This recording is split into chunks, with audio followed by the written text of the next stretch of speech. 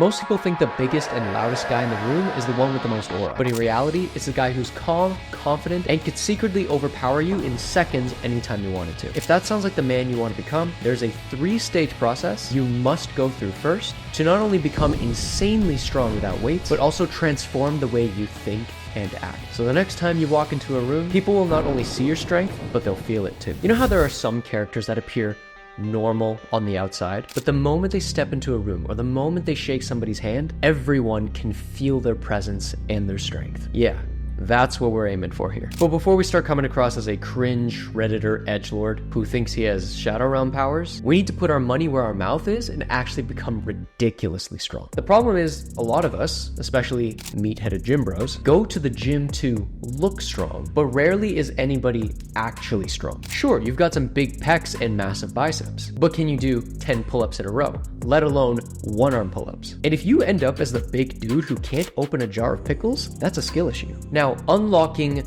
massive superhuman levels of strength is actually quite simple, and it goes something like this. Think of any anime protagonist. For them to fight the big bad monster villain, they need to train hard. Of course, but they don't grow stronger fighting a bunch of level 1 goons over and over again. For them to get stronger, they need to increase the intensity of their fights. Like Sung Jin Woo could probably fight 100 level 1 dogs versus probably 1 level 100 dog. And while he might be able to get more reps in fighting the many easy fights, it's a lot more beneficial for his strength growth to stress test his speed, abilities, and powers and push them to the absolute limit, which is why fighting a tougher opponent, a higher level opponent, is going to be so much better. When we train to grow strong, we can think of our workouts as the exact same thing. We want to be tackling a much higher intensity monster. What that means for us really is pushing our muscles to their absolute limit, almost reaching that limit. In other words, we need to do low repetition training. Doing an exercise that is so intense that your muscles can only do like 5, 4, or even 3 reps of the exercise is gonna do magic for strength gains. For example, I could probably do 30 push-ups in a row, which would help with my chest size, but switching to 1-arm push-ups for 5 reps, forcing my chest to handle so much more load, will increase the strength. In summary, if you want to get stronger, do strong things. That said, low rep training is awesome, but it can be very easy to mess up and hurt yourself, so it's important to do it the right way. Now, everyone knows that after an anime character goes through a very intense fight, the filler arc happens. The beach arc, the pool arc, the romance arc. Because of course the character can't go back to fighting after all his bones are broken. For us, we also have a filler arc in between each intense set. After going super hard, after going super intense in your exercise, you need to rest for longer in order to fully recover from that high intensity. Just chill out for like 3, 4, or even 5 minutes if you need to. That way, your strength recovers, your energy recovers, and you're setting yourself up for the best performance possible in your next set. Another thing to note is volume. Since you're doing such low reps, the amount of volume that you'll be doing throughout the week is going to be so much lower. And typically, it's not enough to stimulate growth for strength or even muscle. So you'll want to increase the number of sets you do for a given exercise. A very common structure is a 5x5.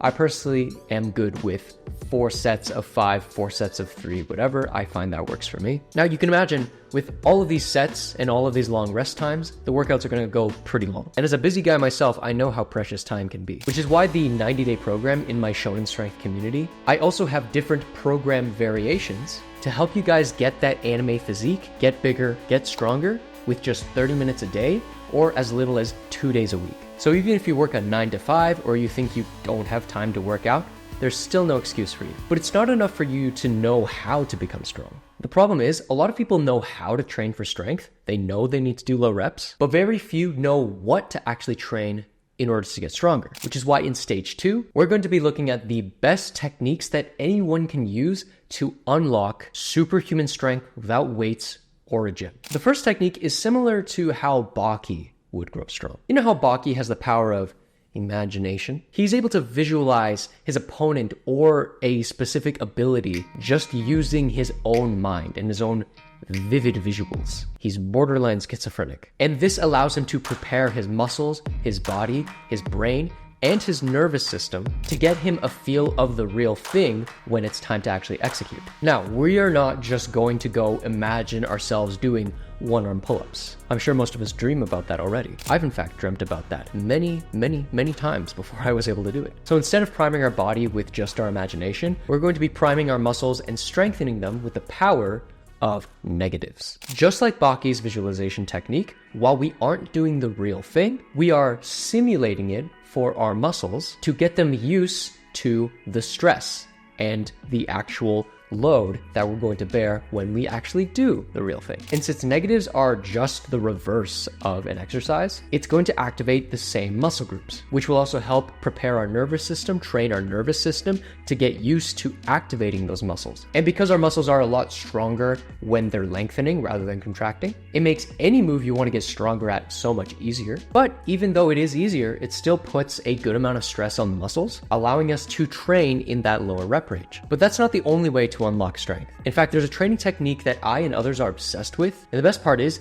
you don't even have to move. Everybody knows when you move a weight up and down, you're strengthening the muscle. And if that weight were to get heavier, it would of course require more strength, and your movement would eventually slow. Now, in theory, if we kept adding more weight to the point where you couldn't move anymore, even with maximum effort, then technically we found the peak of your strength level. Any more weight added, even a single pound, would start to force your arms to slowly release the weight, which is why in calisthenics, we take advantage of this mechanic by using isometric exercises. Everybody knows calisthenics is the sport with the cool ass moves. You can see guys who hold the planches, the levers, and immediately they have so much aura and they command respect with their strength levels because it's one of the best ways to develop incredible strength. When you're just holding a move, you're literally putting maximum amount of strain on your muscles and holding it for a given time. Doing things like the tucked front lever to strengthen your back, tuck planche to strengthen your shoulders, or even the 90-degree hold for the chest. And it's not just about the cool moves either. If you're trying to get stronger at push-ups, it helps to just hold the bottom of a push-up. And this could work with anything. It could work with pull-ups, it could work with squats. So don't sleep on isometrics if you're looking to go Super Saiyan or something. But did you know that there is a super secret technique that you can use to get stronger without lifting heavier? In fact, it's so effective that you don't even have to push yourself to the limit like in the last two examples. Because you're not actually changing the strength of your muscles. You're changing how you speak to the muscles. But Kevin, that's impossible. How do you get strong without lifting heavy? And how do you speak to your muscles? That is a great question. And I'll tell you what, it is possible. And it actually happened to one of my clients. This is Chris. Say hi, Chris. Hi. Before Chris started working with me, he couldn't even do a single pull-up. But once we got started, after designing his program and giving him this super secret technique, in just 2 weeks, he unlocked his first pull-up.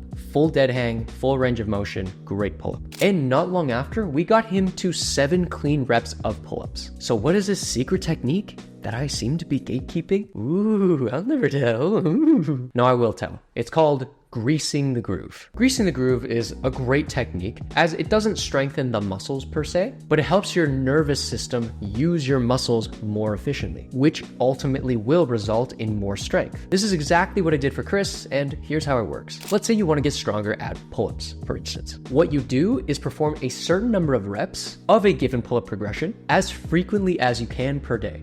Whether that is regular pull-ups, jackknife pull-ups, pull-up negatives, or even rows. The trick is though, each of these sets that you do should not bring you at all close to failure. For example, if you're trying to get to, let's say 10 pull-ups, but your maximum is 8, well then you should be doing half of your max reps. So it would be 4. And if you can't do a pull-up and you're trying to work up to it, you'd probably be doing like 4 or 3 jackknife pull-ups or pull-up negatives. What happens as you continue to do these repetitive sets without bringing yourself to failure, your body gets used to that pull-up motion more and more over time. And since you're not fatiguing yourself, you can do it over and over and over again every single day. And now your nervous system's like, oh shoot, we gotta activate these muscles every day. We're gonna work overdrive. And then you're strengthening your nervous system, you're strengthening that mind-muscle connection. It starts adapting, and eventually you're gonna be a master of using the muscles that you use for a pull-up, which is exactly how we got Chris to his first pull-up so quickly. Now, everybody greases their groove a little bit differently. So if you want to work with me as well to get a personalized plan to unlock your superhuman strength, you should definitely join the waitlist for the Protagonist Academy below. Those on the waitlist are going to be the first to know when I'm opening up slots for new students in the academy. So you've built a good amount of strength, and more than likely, you're looking pretty strong too. But it's not enough to be physically strong to give you an aura. You're not going to be walking into a room and bust a one-arm push-up on the floor. That's cringe. I am speaking from experience. Instead, I'm going to show you how you can show off your strength without showing off your strength in stage 3. Because if you have the strength, but you don't have the aura, you're not Sung Jin Woo, you're Saitama. The problem with the gym rats and meatheads is that they look big and strong, but they like to flaunt it like it's nobody's business. You know the guys I'm talking about. They're always looking to pick a fight, always trying to square up with some random person. They're loud, they're obnoxious, and they're just trying too hard. It's kind of like that fight between Gojo and Jogo. Jogo was cocky and showing off his immense firepower, screaming his head off and going all out. In contrast, Gojo was a chill guy. He stayed calm, he was playful, and ultimately, he was stronger and exhibited the most aura. Your body language and the way you carry yourself speaks volumes to how strong you actually are, both physically and mentally. So instead of screaming and beating your chest like some caveman trying to find a wife, here are some more subtle ways that you can express your strength. First things first. According to Robert Greene, the author of 40 Laws of Power, if you can't control your speech, it's a sign that you can't control anything else in life. AKA, it's a sign of weakness. So speak less and speak with intention. Gives off a much better aura. Second, you can immediately tell when someone is confident or not based on how they're carrying themselves. So keep your head up, shoulders back, stand tall and proud. Posture is king. Thirdly, shake everybody's hand, especially the other gens out there. You need to have a strong and firm handshake every time you meet somebody. That shows them, hey, I'm a professional, and I train my grip. And also, pro tip, never shake anybody else's hand when you're sitting down. Fourth, the one thing that everybody should do in order to demonstrate massive amounts of strength is to stay cool under pressure, meaning controlling your temper, keeping your emotions in check, especially in front of other people, so that you can be the bedrock for your loved ones to cry on, etc. If you are a man and you cannot control your own emotions, that is a huge weakness. Not to say you can't have emotion and you're not allowed to feel. Of course you are. But you should have good control on how you express it. Fifth, the guy with the most aura in the room isn't the guy who's fitting in and blending in with everybody, wearing the same things, doing the same things, talking about the same things. The guy with the most aura in the room is the guy who stands out because he's unapologetically himself. So when you're in a room and you're mingling, you don't need to bother with the dumbass small talk. You don't need to think you have to conform in order to have these people like you. If you're just unapologetically yourself and you're not a weirdo about it, people are going to gravitate towards you because they see, well, this guy's confident enough where he can just be himself. He can be playful, he can be jokey, he can be himself and not worry about what other people think. So you don't need to give a damn what anybody thinks of you because you're also a chill guy. And sixth, you gotta be unshakable. You need to be unwavering in your values and in your goals, making sure that your eye is on the prize, and that is a massive flex. You see the pizza, you see the candy, you know it's tempting, but you are unshakable. You cannot be moved. You are strong enough to be like, nah, I'm good. And that is real strength. But even with exceptional discipline and hard work, it's possible to waste months working out with little to no results. So click here if you wanna see what a 90-day program to build an anime physique actually looks like.